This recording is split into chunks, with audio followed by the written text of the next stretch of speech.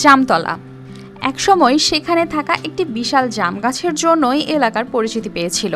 সময়ের সঙ্গে হারিয়ে গেছে সেটি, কিন্তু প্রকৃতির শূন্যতা পছন্দ করে না।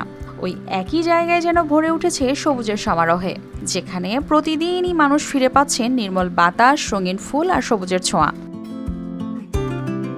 নারায়ণগঞ্জ শহরের চাষারা সরকারি তোলারাম কলেজ মোড় থেকে ফতুল্লাগামী সড়কের দুই পাশে গড়ে উঠেছে একাধিক নার্সারি। পাশাপাশি অবস্থান করায় বৃক্ষপ্রেমীরা খুব সহজেই নিজেদের পছন্দের গাছের চারা সংগ্রহ করতে পারছেন।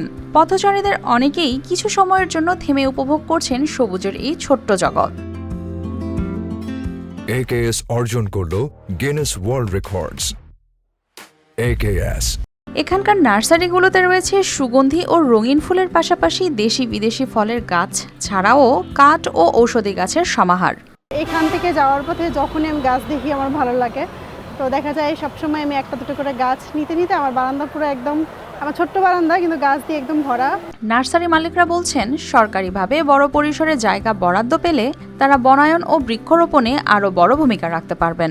যারা পথচারী তারা হাঁটা যাওয়ার সময় এগুলির দিকে তাকায় থাকে, এগুলি দেখে খুব সুন্দর অনুভূতি জাগ্রত হয়। হারিয়ে যাওয়া একটি জাম গাছের স্মৃতি যেন আজ নতুন করে ফিরে এসেছে শত শত গাছের রূপে।